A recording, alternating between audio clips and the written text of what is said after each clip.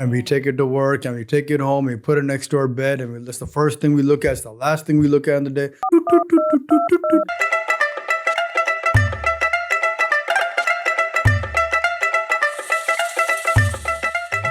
Oh Kiddan! Hello, namaste, kemcho, assalamu alaikum, and sat sri akal. What up, guys? Welcome back to the Oh Kiddan podcast. I'm your host, Tej, and we got Tej's Pops back with us. Back again. Sir.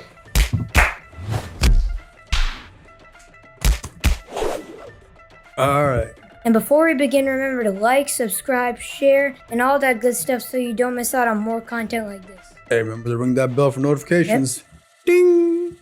Sir, why are we here today? What's going on? Today, I feel like we're about to have like a really deep conversation. We're going to have an interesting topic today. I see your sweatshirt. I see your hoodie. And I see all these like mathematical formulas. Yep. And I feel like it's going to be a deep conversation. Yep. Is that what we're about to do? Yeah, for sure. I love it. Let's do it. Today we're going to talk about another podcast, actually. Wait. Yeah. We're talking about another podcast on our podcast? Yes. Yep. We're doing that today. Okay, I'll play along. We're going to talk about the Mind the Game podcast. Ooh. Yeah. That's my favorite podcast. That's a goated podcast. That's my favorite podcast. Yeah. Okay. So are we talking about with JJ Redick or are we talking about Steve Nash? Season 2 with Steve Nash. Season 2 with Steve Nash. So this is LeBron Steve Nash. Yeah. Season 2. Season 2. Any specific episode? Episode 2. Is that the one where Bron really breaks down like his whole routine and Ooh, bro. NBA sustainability. That's one of my favorite episodes in the history of podcasting For sure. Oh man, I'm excited. Definitely. I'm excited. Yeah, we're gonna get into this. Let's do it. What are we doing here? All right, so first, let's talk about the first thing they talked about. Okay. So Steve Nash asked a question.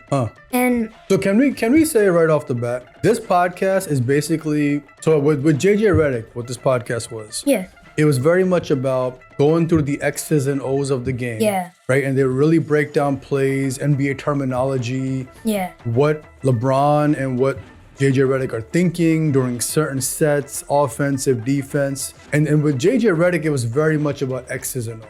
Yeah. Right? Very heavily deep into like the grammar of NBA and how teams operate, players operate. But with the Steve Nash season, right? Season 2 started. Yeah. Steve Nash is not following JJ's blueprint. Yeah, not really. What he's doing is really getting into the mind of the greatest athlete or one of the greatest athletes ever and really minding the game. Yeah. But not from X's and O's standpoint, but from a how are you sustaining your greatness, right? Yeah. How are you, like as an athlete, what is your routine? What do you feel in these moments? How do you prepare for these moments? Steve Nash season, to me, I've actually enjoyed it more. Yeah, because it's a deeper dive into the brain of, if not one of the greatest athletes to ever step on the planet. I enjoyed both of them, for sure. No, for sure. Definitely. For sure.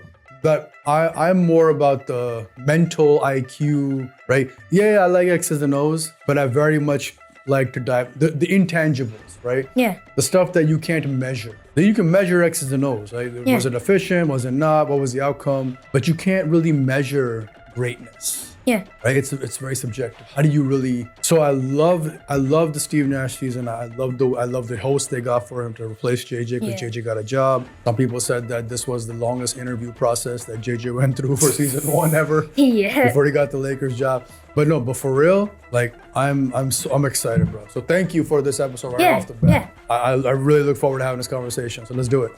All right, so let's talk about a story first that LeBron told Steve Nash and everyone. Okay. So the story was, on game day, there's 3 buses that come. Yes. There's a first bus, a second bus, and a third bus. Okay. Usually, LeBron always catches the first bus. Okay. So he took a nap, and then he set his alarm for the first bus. Okay. The alarm woke him up. His body said, "You are not getting up." This is current LeBron. Yeah, current LeBron. Yeah. You are not getting out of this bed. So he was like, all right, he reset the alarm to bus 2. Then he woke up and his body did the exact same thing. Okay. You may not get up. Okay. So he set the alarm to the third bus a little bit before. And then he finally woke up. He had to get out. He went to the game and he felt tired. And he was like, today's not going to be the day. Right. Then guess what? He dropped 40. Sheesh. 40 points. 40 points. My God. On a day that he's feeling like, I ain't got it today. Yeah, 40 points. That's greatness. Yeah. That's greatness, man. We hear that and we're like, oh, it's a one-off. It's not a one-off, right? Like that's literally his body adapting. When it's time to go, right? But again, like he's built his body and mind and routine and life up to the point where he can have those off days, but they're not really off. Yeah. Right? So it's almost like going on autopilot. Yeah. So no, that's a pretty cool story. It's a pretty cool story. He talked about that. And then the next thing they got into was the importance of sleep. Yes. Because in that story, he took a nap before the game. Mm-hmm.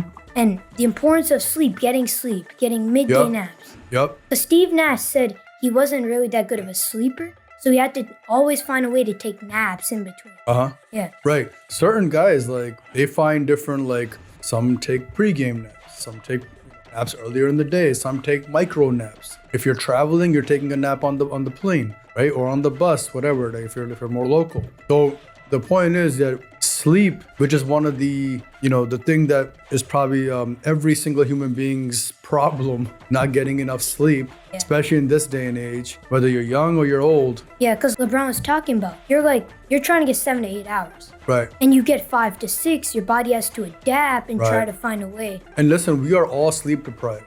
All of us are sleep deprived. Yeah. You know what's a big reason for that? That little rectangular device that we all hold in our hand and put in our pockets, and we travel with it, and we take it to work, and we take it home, and we put it next to our bed, and that's the first thing we look at. It's the last thing we look at in the day. Right? That little smartphone, that is a big reason why we are 99.9% of us are sleep deprived. Yep. Because we're glued to that screen, right? And that's where you got to give it to him. He clearly must have some discipline to not let that affect his for sure. his greatness. Sure. So yeah, sleep. And then I think he talks about how sleep, there is no substitute for it. Yeah, it's the best recovery. It's the best recovery because you can do cryotherapy and massages and foot whatever, right? Whatever you want, you can do all the hyperbaric chambers.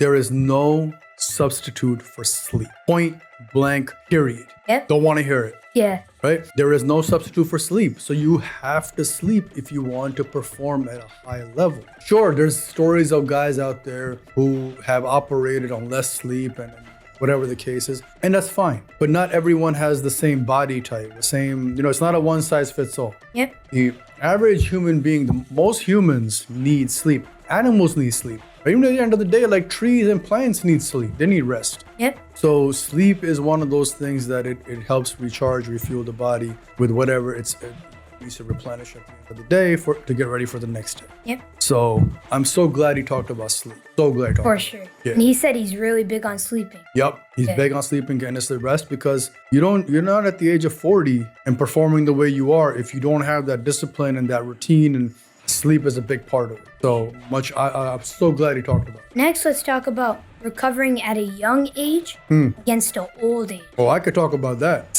I know all about that. All right. Go ahead, though.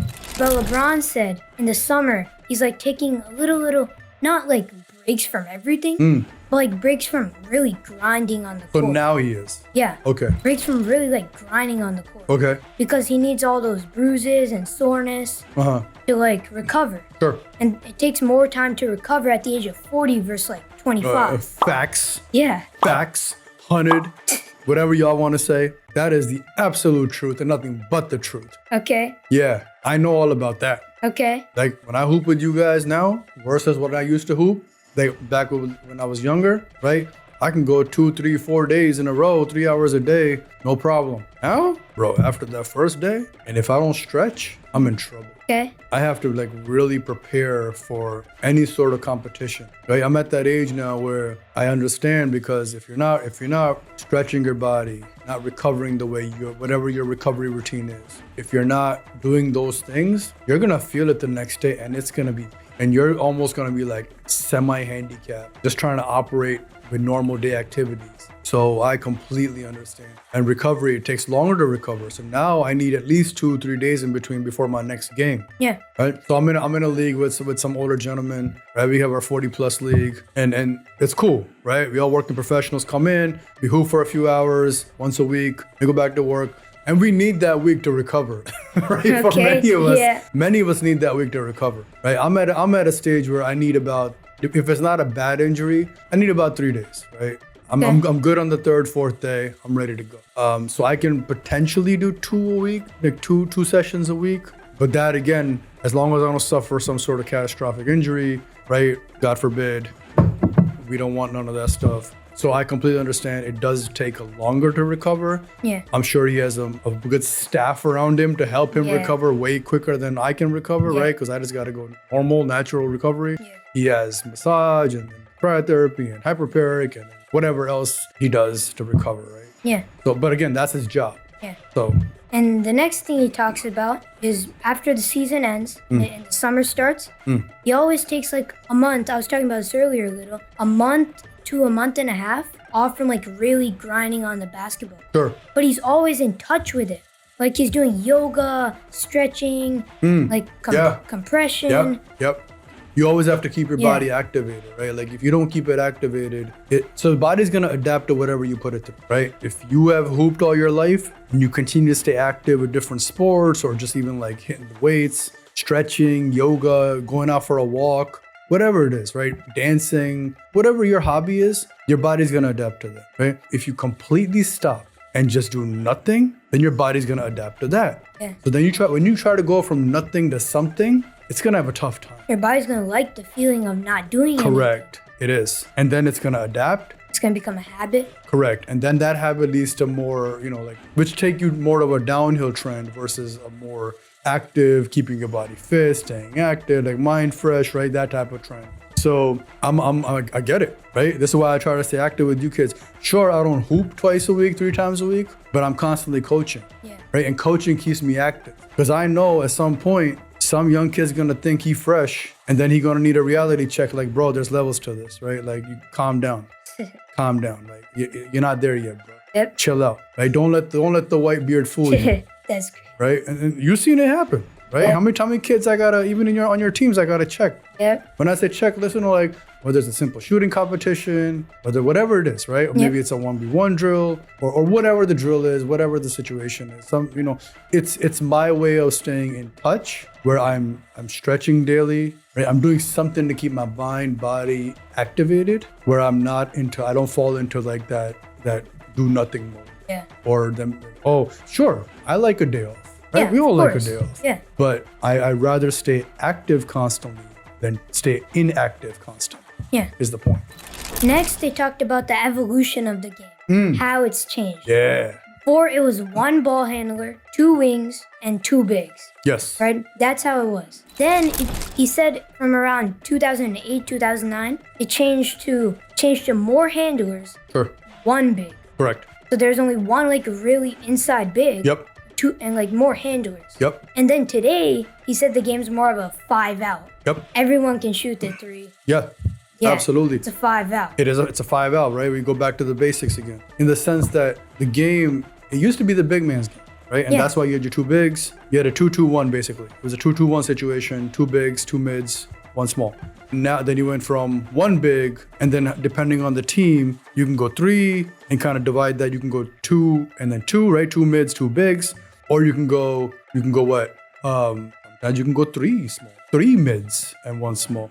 But the point is that the 1 big remains the 1 big. Yeah. Right? And now that big has to learn how to play like a guard. It has to be a stretch big. Because if you look at the game now, right? Joel Embiid, Jokic, Wemby. So these kind of bigs are stretch bigs that they can shoot the 3 ball, right? They can handle the rock outside. Like right off the bat, Jokic, right? He's leading the league in steals as a center. I find that crazy. That's crazy, right?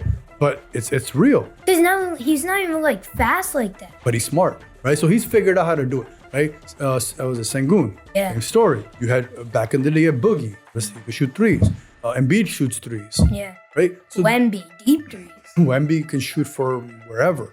Yeah. So it's one of those things that he's right. The game has evolved and the play style has evolved. So if you don't adapt your game and you don't learn guard-like skills even as a big, you're gonna have a tough time seeing the floor, one, and two, remaining on the floor, and three, even maybe finding value on a team. Yeah. Right? So like the traditional center, like the Patrick Ewings, the Dwight Howards, the Dikembes. I mean, yeah, Gobert's in, right? He's a specialist. You can get away with that, but you really have to be elite at that special skill. But those other type of guards, like the Alonzo Mournings, like even the Shaqs, right? It's gonna be tough to really find your niche. Shaq may still find it because he's just so dominant. Do you think Hakeem could?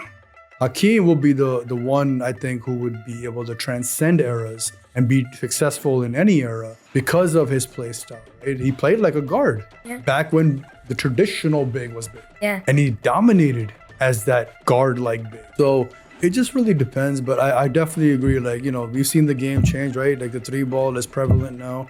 Anyone who wants to one, make it to the league, excel in the league, and to succeed and take their career further than usual, you have to adapt to the way the game is evolving, right? Like Brook Lopez started shooting threes later in his career, right? So it's like one of those things, like you have to learn those skills if you want to continue to be of value to whatever team that you end up on. Next, let's talk about LeBron's in-season routine, week to week. Okay. So he said Monday through Friday, he's like locked in, grinding. Sure. 3 of those days, out of those 5 days, he's lifting. The other 2 days, he's doing ball work, band work, mobility. Sure. He's also shooting throughout that week. Yep. And then on Saturday, that's a recovery day. Okay. Like you rest, you recover. Yep. And Sunday is a body work day. And you're getting your mind ready for the coming up week. Okay. So not more so when you say body work, you mean more stretching, yoga, getting ready for the week again. Like band work. Yeah, you're not actually like working, but you're working to get ready for the week. Yeah. Right? It's prep work. Yeah. No, that's and that's a great blueprint, right? This is why I love this podcast. Because it's like a blueprint to what the greatest player does. So you want to be in that same boat one day, right? You want to be in the same realm, you want to sit at the cafeteria table with him, like Kobe was saying. Then you have to, there's the blueprint. He laid it out for you. Yep. Sure, he didn't go into like the nitty gritty details, but again, that's where you have to make it your own. But the idea, the general blueprint is laid out, right? You work 5 days a week, you rest on Saturday, it's a weekend, you rest on Saturday, and then Sunday you get prepped, ready to go for the rest of the week. Yeah. Right? And then you get your 3 lift days in, you get your body work in, your just activation and whatnot. So yeah, no, it's wonderful. Yeah. Wonderful. Love it. And then it's funny because even like kind of like how you talked about it, and when I'm like talking to the kids, it's almost like before I heard this, that's kind of like how I laid it out for them, that this is kind of like how you want to break your week out. Obviously, I understand you have school and other responsibilities, but you want to at least try to get X amount of shooting days, X amount of lift days, X amount stretching, activation days. And then there's like more the diet side of this whole thing. Yeah. You want to get this sleep in. So I love that he said it because now I can use that and say, oh, here you go, bro. Here's my receipts. Here's the receipts. Yep. All right, the next thing they talk about, LeBron, for like his about first 12 years as a pro, he used to go out in the parks, on the courts, outdoor courts, and he used to hoop, pick up, 5-on-5. Yeah, man, love the game. And he admitted that was bad for him, but he didn't even know. So what I'll say is this, for him, right? This is the part we have to remember. So what I'm seeing nowadays, like a lot of kids don't go outdoors anymore. Right, I see courts empty, parks empty, and every kid is at the rec center or some private gym, right? And they're always with the same group of folks, the same group of people. I know we had talked about this in a previous episode, so I know if you clicked and subscribed and rang the bell, you probably got a notification that we've had this conversation. So I just want to kind of again on this topic talk about it because he said he used to do that the first 12 years, right? Yeah. Why is that bad for him? Because he's a professional. Like him risking injury outside on a court it hurts his job. Yeah. Right? That's how he makes his living. Yeah. So yes, agreed. That's something he took a risk. Right? He took a risk doing that. But us as younger kids are coming up, younger youth, younger children who are trying to get to the next level, right? You need to go outside and hoop. Because if you can't perfect your craft outdoors, not going to be able to do it indoors. You have to learn how to get out there and hoop with every and any kind of hooper. What happens outdoors? So this is why it's important for him to not play outside, right? Yeah. Because risk is higher. Yeah. For us or younger kids, it's absolutely important to play outside so you learn how to score on the outdoor court with random folks. For sure. It's also double rim sometimes. Double rim, sometimes triple rim. Yeah. Right? And if you perfect your game outside, then it gets ready for the inside, right? Like Kyrie talked about it. He talked about it on one of his streams, and I think we're gonna try to put it up. And what he said was that playing outdoors is what built my armor, right? It built my armor. So it is absolutely vital that you, as a young kid trying to come up, play outdoors and really learn the game the right way. Yeah, right? for It's sure. not always everything's indoor, air conditioned. No, you play outdoors in the elements, build that toughness, whether it's physical, mental, emotional. Yeah. People say all sorts of crazy things to you. You still gotta learn how to fight through that. Stay complete. Right. So So that's when he says that, like you have to take it with understanding that he was a professional. Yeah. Right. He made it. For the kids who are coming up, you still need to make it. There's different levels to this. Next, he talked about what his schedule is on a practice day. Mm-hmm. On a practice day, first he would wake up, he would drink some green juice, eat some fruit. Sure. Then at 11 o'clock, he would have practice. Then he would come back and that would be his breakfast after practice. Okay. He would have his breakfast, and he would eat natural vitamins, and he would have no creatine. Okay. Yeah. He would have no creatine, and he would drink a fruit smoothie and have some oats. So he's not trying to bulk up, right? He's just trying to stay lean, trying to stay lean, healthy. Like, I love that, right? The one thing that I learned from that was how he doesn't eat before he goes to practice in the morning. He comes back and then he breaks his fast. Yeah. So he has breakfast after he gets back.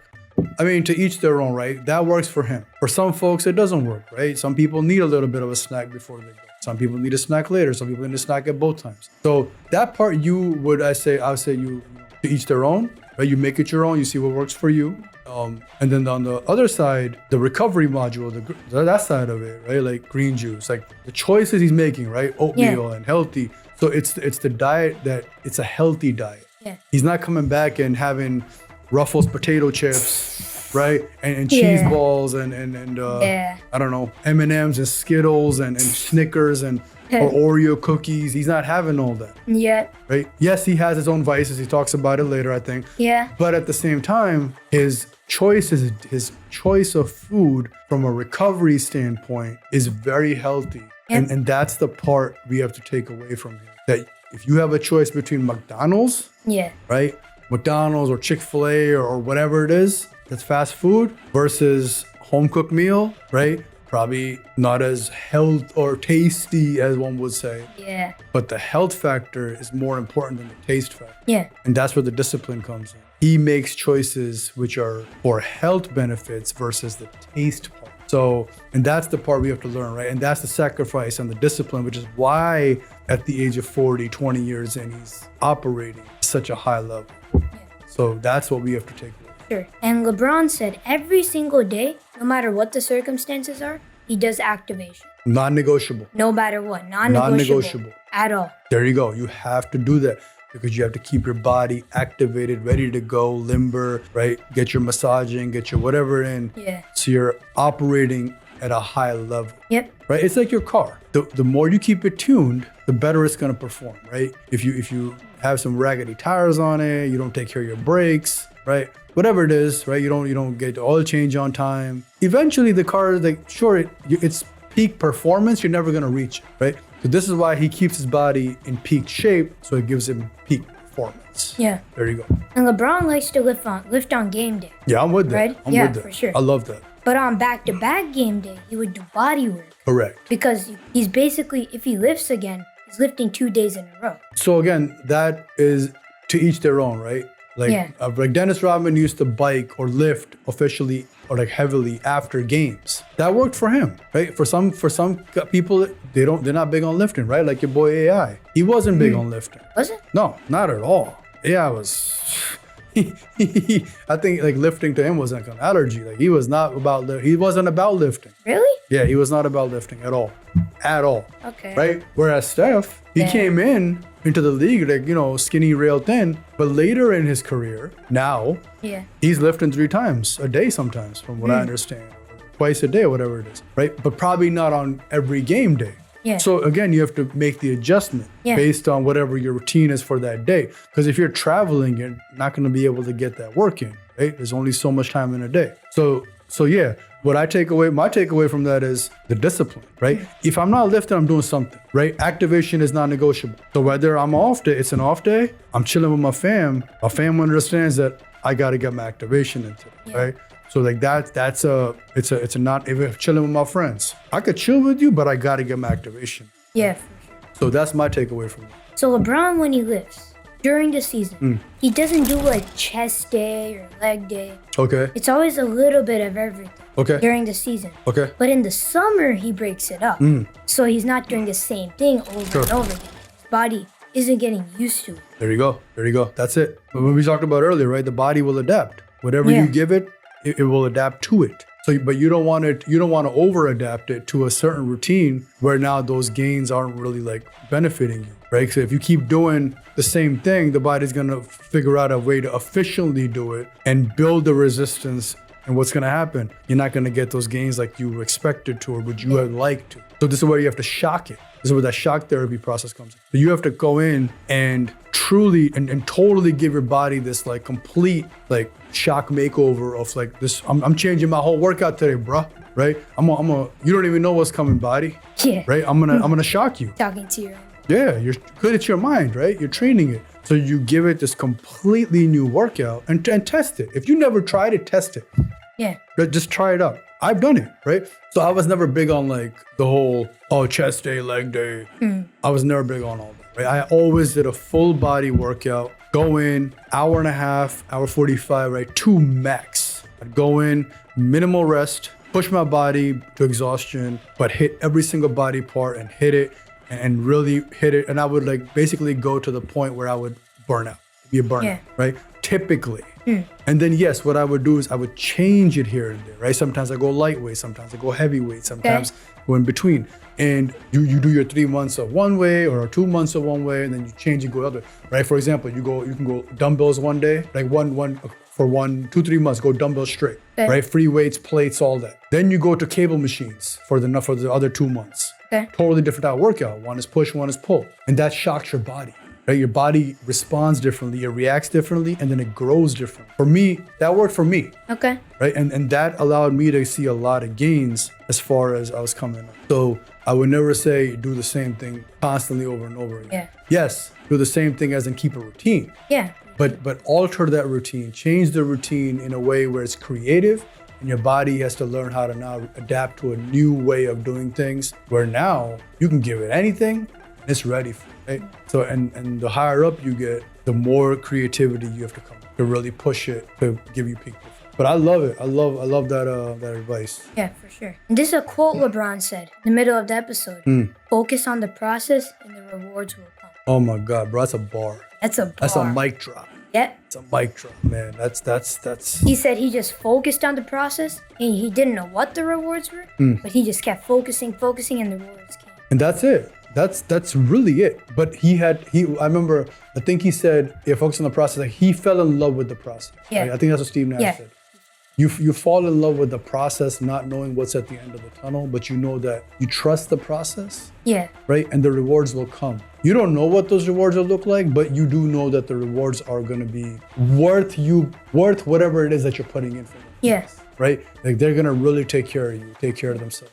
So no, that is probably the best and greatest advice that if you walk away with anything from this episode, that is what you walk away with. If you were to ask me what's the one thing, if I can only give you one thing out of this episode, that is what I give you. That one thing. Fall in love with the process and let the rewards take care of themselves. Right? Beautiful advice. Unfortunately, a lot of kids are not following that, right? You see a lot of people, I want to make it to the league. Why? Because of all the glitz and glamour. But you're chasing it the other way around. Right? You have to chase the process, become part of the process, love the process. What do I always tell you? If you respect the game, you treat the game right, it will reward you. Yeah. Right? The game will take care of you. There will be moments that will come and the game will reward you in those moments because you have respected it, right? You play the game the right way, right? So it's similar to that process, right? The whole concept of doing things the right way, doing with integrity, not cheating your way through it, not taking shortcuts. Yeah, not taking shortcuts. Right? Like we talk about it. So if you know what 17s are, right? If you know what 17s are, if you know what the suicides are, right? Like the run, right? So if my hoopers, if you all know what those are. Now, when you go touch that line, when you have to touch that line, right? Whether it's during running suicides or whether it's running 17s. If the line is here, right? If the line is here, right here, all right, and you stop here every time and then turn back around, right? So you leave this much gap each time you take that one less half a step. Yeah. And the next time you do it, what happens? It becomes another half a step. Then it becomes another half a step, right? And now if you do that 17 times in a row, that's basically a lap or half a lap that you didn't, right? And who's that gonna hurt? The coach? Self. Your teammate? Yourself, right? So you cheat yourself thinking, oh, I'm getting a fast one, but not really, right? You're only hurting yourself because what's gonna happen? You're gonna be less conditioned. And your teammate who ran, who touched the line every single time, the game's gonna reward your teammate when the time comes. And then you're gonna be like, man, well, he gets all the luck. No, he doesn't, because he put in the work, right? Yep. Teammate put in the work. He or she, whoever, they put in the work. And they deserved it, they earned it. So you can't say that. So this is why, and I tell the kids all the time, stop cheating. They stop cheating the process, stop cheating it, because you're only gonna hurt yourself. That's at the end of the day, you hurt yourself, and then you can't blame anybody. Yeah, because I see it all the time. When kids are doing 17s, they only do 15 laps. Correct. They skip the last They skip two. laps, right? Yeah. They skip laps on purpose. And I know, listen, I'm a coach, man. I've seen it all, right? I know that y'all didn't run your last 2 laps. So there's no way you beat such and such kid who wins every time. That's not happening. So what are we doing here, right? You're only hurting yourself, and that's what you want to do. All right, that's fine. Good, because when it comes time to play in the game, guess who's going to get those minutes? Kids who did it right. So For sure. And LeBron said on game days, he always arrives 5 hours early. Usually. that's respect, man. Most of the time, 5 hours early. That's awesome. And then his game day routine, this is a game day routine. He arrives, then he lifts. First thing, he lifts.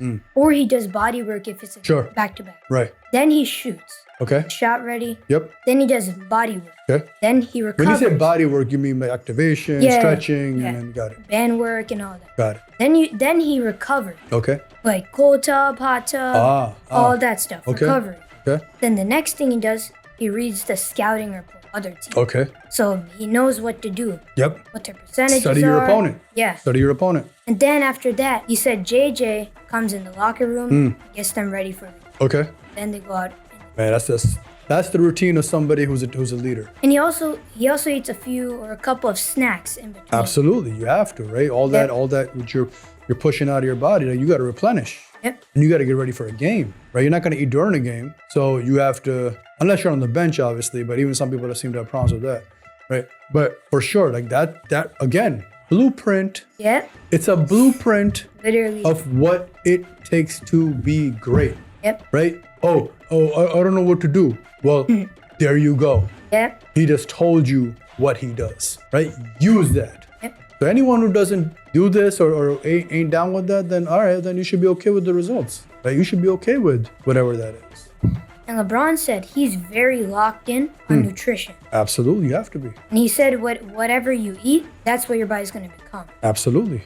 You are what you eat. And he loves chocolate chip cookies and ice cream. Who doesn't? And that's his like cheat mode. Who doesn't? Chocolate chip cookies and ice cream. Right. But he did have a caveat with that, right? What was the thing he said? He said he eats dairy-free or low-fat ice cream. Right. Gluten-free, all that type of stuff. Yeah. So even when he cheats with the healthiest option of whatever that cheat is. Yeah. Right? I think he talked about like how when if you open his fridge, right, his daughter has her ice cream in there. Vanilla bean ice cream. Vanilla bean, extra creamy, extra this, extra that. And he has his dairy-free, gluten-free, whatever ice cream, right? Yeah. Like obviously his daughter's ice cream sounds a lot better, a lot tastier, but the discipline, right? He says, no, I'm gonna take my ice cream, whatever my version is, because that is how that's his way of not going down the deep end, right? Like I'm gonna do it, but I'm not gonna do the worst version of it. I'm gonna do the best version. So for no fact, man, I love that. I love that. And there's a thing he does after the game that annoys fans and even some players. Yes. He yes. walks off the court with time left in the game. Yep. Now, if the Lakers are winning, the opposite fans and players are thinking it's bad sportsmanship. Yeah, yeah. But really, he's walking off the court to quickly get to the locker room and start recovering. Right. And if the team's losing, then it's like, oh, he's being being a loser, he's angry, whatever it is. But he clarified that. Yeah. Right? And he said, what'd he say? He said he's quickly trying to get to the locker room to begin recovering and get his snacks. Correct. Fruit smoothie, all Correct. that. To get ready for the next game. Yeah, because starts right after. It immediately starts after. So, and think about it, right? He's not young like that spry LeBron anymore. Yeah. You're saying 2009 LeBron. Yeah. Right? This is 2020. So for him to be able to perform at peak level, he has to put in a lot more. Yeah. Right? I understand that, right? Because in the sense, I'm not saying I'm some peak athlete. What I'm saying is that when I'm hooping, right, I have to come back, get ready, put in whatever it is that I need to, right? Whether it's recovery drink, stretching, hot, cold shower, whatever it is, to get my body relaxed enough where I can get to bed, get my adrenaline down, so I can get ready for work the next day, whatever it is, and to recover correctly versus being in a lot of pain the next day of just soreness and just being, oh my God, I don't know if I can keep doing this, right? So he's again, blueprint. Yep. Right? It's the blueprint. Yep. Just take it and make it your own. And for any fans, listen, here's what I'm gonna say about like people getting mad at him. You only see what you see on TV. Yeah. Ain't none of y'all are in the locker room. Y'all are making your speculations on, oh, this, that, or the next thing. How many times in your own life have you taken action that somebody has seen and not understood, but there was a real backstory behind it, right? And then later when they found out, oh, okay, I get it. All right, so why do we do that? Why do we do that? Right? Yeah. So again, take the blueprint and keep it going. Yep. I love it. The next thing they talked about was Steve Nash. This time they talked about Steve Nash. Okay. Steve wasn't the fastest, tallest, or most. He wasn't jumping the highest. Right. He wasn't any of that. Yep. But he still has 2 MVPs. 2 MVP, back-to-back MVPs. Yeah. Not even just MVPs. And those were the years that they said Shaq was supposed to win. He beat Shaq twice. And Shaq's mad about that. He gets hot about talking about that. Okay. So That's that commitment. I mean, Commitment. Steve Nash was a legit man. He was legit. Yep. And if you don't know Steve Nash's history, go watch some highlights, man. This guy was special. He was special. After you subscribe, After you subscribe, like, obviously. share. That's right. Ring the bell, all that good stuff. Then go watch it. Yeah. Man, Steve Nash was nice. He was nice for sure. And I love that this podcast, right, LeBron, he brings light and gives credit, right? He gives Steve Nash his flowers because we forget, right? How often we forget these great athletes who came way before and they really helped change and develop and grow the game to a place where it is now, right? Like they say, we sit on the shoulders of giants. Steve Nash was that giant, right? Sure, he may look like a small dude, but dude was a giant, right? Like their teams, man, he led some solid teams to almost championship, almost, not fully. Then there were some other things happening in the NBA at that point that you can look it up, some scandal, whatnot. But like Nash was that dude. Like, he was really that dude, and he helped bring the evolution of this 7 seconds or less basketball. Yeah. He and D'Antoni really gave birth to that. So we gotta respect it. And I love that they give Steve Nash's respect. No, for sure, man. That's awesome. I love it. So All right. This next thing we're going to talk about is the last thing I'm going to bring up. this a lot. Okay. Yep. What's up? This is another quote, too. Always having a growth mindset, not thinking you know everything already. That's a mic. Yep. That's a Another bar. mic drop. That is the ultimate mic drop, bro. Yep. In order to grow at anything in life, whether it's hoop, or whatever it is, whatever your discipline is, right? Yeah. If you don't have an open mindset where I'm willing to learn and learn from anybody, not just, oh, I can't learn from you because you're younger than me. Yeah. Like that's an ignorant mindset. Or I can't learn from you because. Right. And sure, you may be better and you don't openly say it, but you're constantly learning more. Yeah. Right? Because that someone that you may be better than may have something that you could take and make it your own. Because even in the locker room, LeBron's learning scouting reports. Correct. Scouting, yeah, obviously you're learning that. But even just Steve Nash, this is why I love Steve Nash in this podcast, because he's constantly asking LeBron, how do you do this? How do you do that? What were you doing? How were you doing it? He's learning. He's 10 years retired and he's still learning. And that's what he said his biggest advantage was, which is why he won those MVPs, because he constantly was in learn mode from other athletes, learning what they were doing, learning how they were recovering, how they were working out, what they were doing post-game, what they were doing pre-game, what they were doing in the summers, how they were training. He was constantly learning. Why? Because he wasn't the biggest, fastest, strongest, all that. So his advantage was always what? I have to outthink you. This is the strongest muscle in the body, right? So if you got this, and LeBron talked about it, and I loved it that he talked about it. He said, we've seen the best shooters never make it. We've seen the best ball handlers never make it. We've seen the guys who jump the highest never make it, right? We've seen all these people with such elite skill sets never make it. Yeah. Is that? Because that's the mentality they came with. That, oh, I'm good, I know it, except you didn't last long enough. Right? So if you want to last long enough, you got to put your head down and just work. And that's what we were talking about earlier, right? If you respect the game will give back. The game will respect you. Yep. Right? So this is what my mantra has always been to you, to every kid that I coach. Don't take shortcuts. Cheat. Love the game will love you back. Right? But you really have to give it your all, get all back. But you can't have that end of the tunnel mindset first. You gotta have I gotta work this process, and however long this process takes. Because I love the process, and once I love it, it doesn't matter. It doesn't even feel like a process anymore. Now it's just fun. Right? And Kobe used to talk about that, right? Kobe, the late great Kobe Bryant, would talk about how he enjoyed, he just loved, he didn't even consider it work because he loved it so much. But it's not work anymore. Now it's just fun. Yeah. And everything that brought with you just makes it more fun. So I love that the way they closed that conversation, the way they ended the episode. It was beautiful. That's literally one of my favorite episodes ever. Oh, hands down, hands down. It's in my top. It's in my Rushmore. That's a Rushmore episode for me. Hands down, fact. Top 4, easy. Yeah, easy. Right now it's at 1. Yeah. Right now it's numero uno. Number 1. Right? Ik number te. Hanji. Right? So like this was basically the blue. I call this episode the blueprint. Yep. That's what we should title our episode, the blueprint. Yeah, the blueprint. Right? This the mind the game blueprint. Yep. But I appreciate you allowing us to have this deep conversation, man. I love this episode. I watched it many times. Yeah.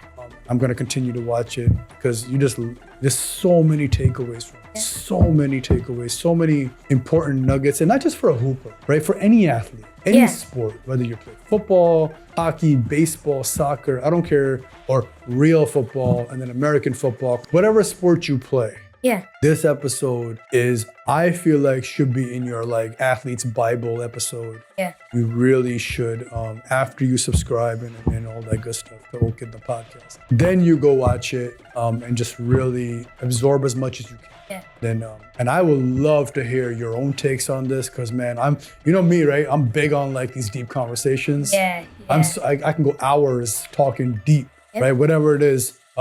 Whether it's mental, emotional, physical, whatever that discipline is for hoop and whatever, right? I love having deep conversations. Yes, So for sure. So for me, like this episode was gold or a gem or late, whatever y'all youngsters calls it. Agreed.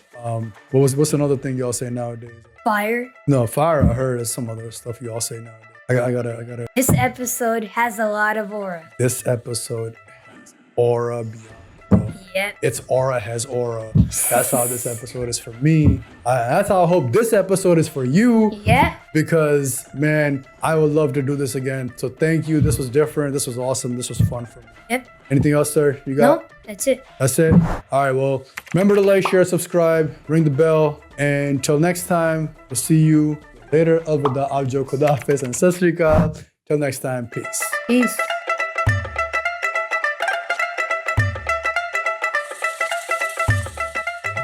Oh Kiddan!